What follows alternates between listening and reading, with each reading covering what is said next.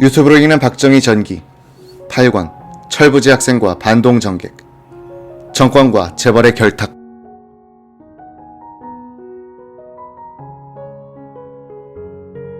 경향신문의 특종에 의하여 촉발된 한비 밀수 사건은 움직일수록 세력이 커지는 태풍이 됐다. 언론이 민심을 자극하고 정치권을 격발시켰다. 여론에 떠밀린 박 대통령은 9월 19일 대검으로 하여금 밀수 사건을 전면적으로 재수사할 것을 지시했다. 이병철은 해명 광고를 내고 1년 전에 창간한 중앙일보를 내세워 저항을 시도했으나 다른 언론들의 일제 공세를 유도한 셈이 됐다. 이병철 측은 이 사건은 회사의 직원 몇 사람이 개인적으로 저지른 범죄에 불과하고 그에 따른 처벌도 이미 받았으므로 이 문제를 다시 수사하는 것은 일사부재리 원칙에도 어긋난다고 주장했던 것이다. 박 대통령은 9월 21일 이번 삼성 사건을 보고 재벌이 언론을 독점, 사물시하는 폐단을 막을 필요성에 대해서 성명을 내기도 했다. 언론, 정치권, 정부, 대통령의 연합 총공세에 직면한 이병철은 9월 22일 한국 비료를 국가에 바치기로 했다고 발표했다. 그는 또 사업에서 손을 떼고 이선으로 물러나겠다고 약속했다. 대검은 이틀 뒤 이병철의 차남인 한국 비료 상무 이창희 등 밀수 관계자들을 구속하고 이병철을 불러 신문했다. 동아일보를 필두로 한 언론은 집중 취재를 벌여 사카린 밀수는 빙산의 일각이고 건설 자재란 명목으로 세탁기, 양변기, 전화기, 텔레비전 등도 밀수했다고 보도했다. 검찰은 그러나 사카린 밀수에 한정해서 수사를 진행해 10월 초에 마무리 지었다. 10월 21일 동아일보는 한국 비료가 양변기까지 밀수했다면서 그 증거로서 목격자들의 구체적인 증언들을 소개하기도 했다. 야당도 증인들을 불러 조사했으나 검찰은 증거가 없다면서 수사를 확대하지 않았다. 이로써 이 사건은 직원들이 개인적으로 저지른 사카린 밀수라는 선에서 종결됐다. 그 후 한국 비료에서 밀수품들을 땅에 파묻어버렸다는 소문이 간간히 흘러나오기도 했다. 그로부터 20년이 흐른 1986년에 나온 이병철의 호암자전. 여기서 이병철은 한비 밀수 사건이 억울한 일이었다고 주장했다. 그는 이 사건이 정치 문제화되고 일부 매스컴이 이에 가담하여 끈질긴 삼성 공격을 되풀이했던 이면에는 당시에 복잡한 정계 사정이 있었다고 썼다. 그는 또 OTSA의 문제가 일사부재리의 원칙이 무시된 채 강제 수사를 받게 되었던 배경에는 몇몇 정치인의 공작이 숨어 있었다. 삼성이 마치 국가적 범죄라도 저지른 것처럼 몰아붙이는 것은 정도를 넘는 일이었다. 입을 열면 모두 변명으로밖에 받아들이지 않는 분위기였다 라고 썼다. 이병철은 또 OTSA는 요소비료 공정에 쓰이는 것으로 사들인 것인데 어떤 현장 담당 사원의 부주의로 당국의 허가 없이 6톤을 처분했다. 이 과오로 벌금을 물고 일단 해결된 사건이었는데 몇몇 정치가의 의도적인 작해 공작으로 말미암아 또다시 재현된 것이다 라는 입장을 취했다. 다시 그로부터 7년 뒤인 1993년 이병철의 장남으로서 한국 비료건설에 핵심적으로 참여했던 이맹희는 회상록, 묻어둔 이야기를 펴냈다. 이 책에서 그는 한국 비료 밀수 사건에 대해 구체적, 체험적으로 길게 언급했다. 그 내용은 아버지의 주장을 정면으로 뒤엎는 것일 뿐 아니라 1966년의 검찰 수사 결과를 웃음거리로 만들고 오히려 당시 언론의 보도를 뒷받침하는 것이었다. 만약 이맹희가 이런 고백을 1966년 당시에 했더라면 아무리 강력한 박정희 정권이라 하더라도 무너졌을지 모르겠다는 생각이 들 정도의 충격적인 내용이다. 그러나 이 고백도 건망증이 심한 언론의 주목을 끌지 못하고 조용하게 넘어갔다.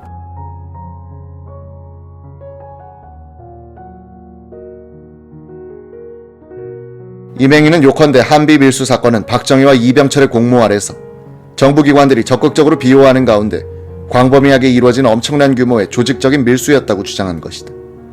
당시 삼성이 한비건설을 위해 일본 미쓰이 그룹으로부터 빌리기로 한 4,200만 달러의 차관은 현금이 들어오는 것이 아니라 미쓰이 측이 주로 기계와 설비를 한비 측에 파는 것에 대한 대금이었다.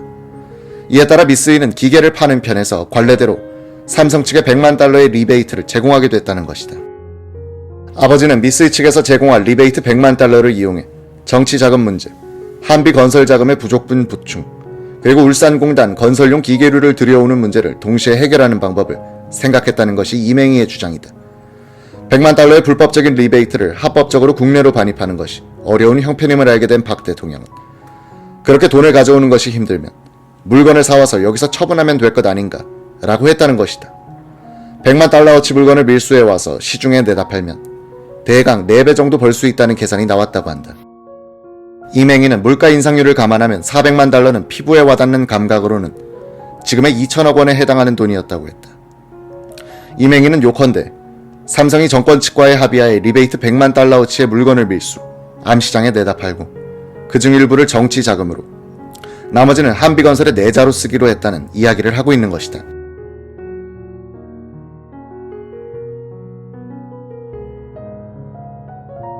이맹희는 한비가 울산에서 밀수한 품목을 정부와 협의한 부분과 정부와 협의하지 않고 몰래 한 부분으로 나눴다. 양변기, 냉장고, 에어컨, 전화기, 스테인리스판 같은 것은 정부와 협의한 밀수품이었다고 한다. 이병철은 OTSA가 요소비료 제조 공장에 필요한 것이었다고 주장했으나 이맹희는 처음부터 암시장에 내다 팔 목적으로 계획적으로 도입한 것이라고 말해 아버지의 주장을 뒤엎었다. 아버지는 우리 회사의 설탕 판매량에 타격을 줄 사카린의 재료를 우리가 왜 밀수했겠는가라고 했지만 설탕과 사카린은 그 용도가 다르다. OTSA를 시운 전용 재료로 들여왔다고 하는 코멘트도 있었는데 화학을 아는 사람이 들으면 웃을 일이다. 그것은 비료 공장과는 아무 관계가 없다. 이미 30년이 흐른 일이지만 사실은 사실대로 밝혀야겠다고 생각하기에 털어놓는 말이다. 1966년 동아일보가 의문을 제기한 양변기 밀수도 사실이었다는 것이 이맹희의 고백 내용이다. 암시장에서 15만원 하는 양변기를 외국에서 한화로 3만원 정도면 구입할 수 있다는 사실을 알고 우리는 화장실 양변기도 품목에 포함시켰다. 우리가 울산을 통해 들여온 양변기 100개를 남대문 암시장에 푸니까 갑자기 가격이 10만원으로 떨어졌다. 밀수 스테인리스 판을 암시장에 내놓으니 값이 한 장당 3만원에서 2만원으로 떨어졌고 냉장고나 에어컨 값은 절반이나 3분의 1로 떨어지더란 것이다. 그래서 이러다간 400만 달러는커녕 100만 달러도 못 건지겠다고 퍽 초조하게 생각했다는 것이 이맹희의 증언이다. 그는 또 정부에서 파견된 기관들은 감시는커녕 우리의 밀수를 돕고 있었다고 했다. 밀수된 사카린 원료가 적발된 것은 정부기관의 비호가 거둬져서가 아니라 사카린 원료를 사들이기로 했던 금북화학에 납품을 하고 있던 회사 측에서 한비 측의 트럭을 미행하여 붙든 것이라고 했다. 그는 또 이 사건을 벌금 물리는 정도로 흐지부지한 것도 우리를 감싸줬던 정부의 세력 덕분이었다고 한다. 이맹희는 이러한 정부와 협의한 밀수품 외에 정부 몰래 한 밀수가 따로 있었다고 자신의 회상록에서 폭로했다. 그것은 박 정권 측이 정치자금 조성을 위해 밀수를 권하는 이 기회를 이용하여 삼성은 타 공장 건설용 기계류를 덤으로 밀수했다는 것이다. 타 공장 건설용 기계류라는 것은 나중에 울산공단 내 다른 공장들을 건설하는 데 써먹기 위한 것이었다고 한다. 이맹희는 1만 분의 1mg까지 잴 수 있는 정밀 저울이나 두꺼운 강판을 굽힐 수 있는 기계들을 그런 식으로 밀수했는데 한비가 국가로 헌납된 후에 고철로 팔리는 것을 보고 가슴 아팠다고 쓰고 있다. 이런 이맹희의 고백이 사실이라면 1966년에 요란했던 한비 수사는 결국 삼성이 회사 차원에서 저지른 대규모의 조직적인 밀수를 덮어버리고 빙산의 일각인 사카린 원료 수사에만 국한한 축소, 은폐였다는 결론에 도달한다. 정부로서는 수사를 더 깊게 하면 삼성과 공모한 정치자금을 위한 밀수와 비호 사실이 드러날 것을 두려워했고 삼성으로선 사카린 원료가 밀수품이 아니라고 버티다가 본질적인 부분이 노출될 것이기 때문에 사카린 밀수 시인 한비의 국가 헌납선에서 타협을 보는 것이란 뜻이다. 과연 이맹희의 이 엄청난 고백은 사실인가? 기자는 검증에 들어간다.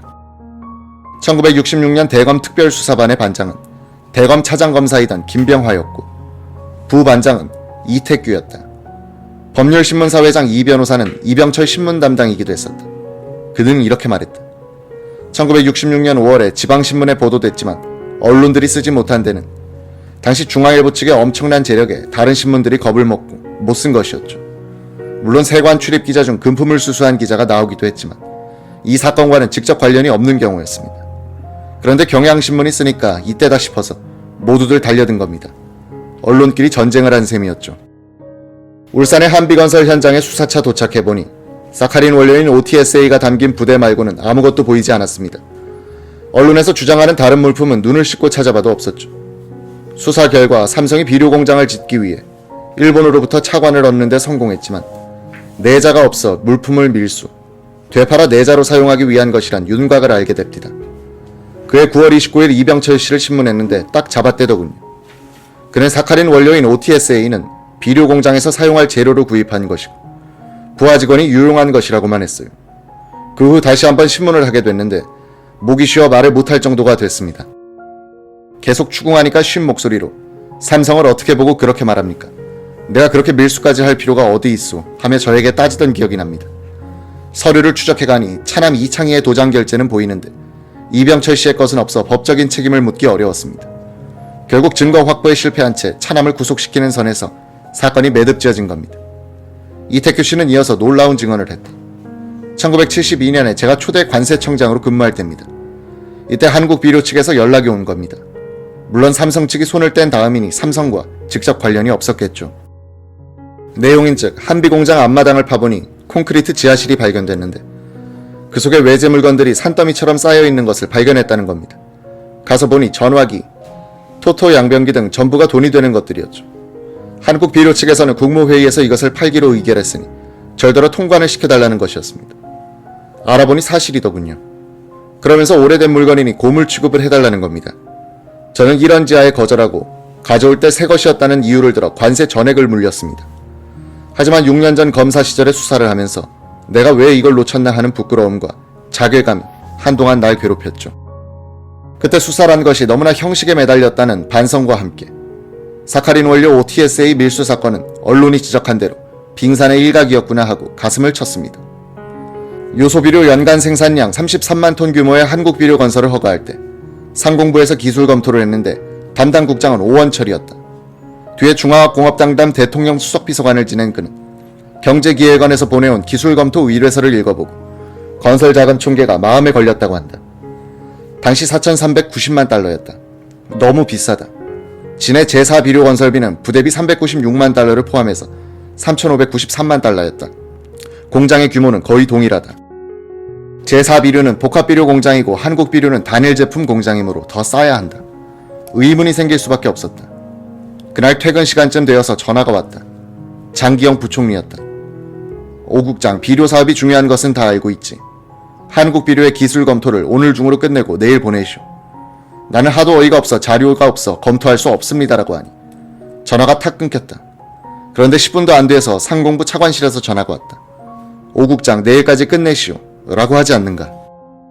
그래서 담당 과장에게 기술 검토하기에 자료가 불충분하니 검토 불가라고 써서 보내시오 라고 지시했다.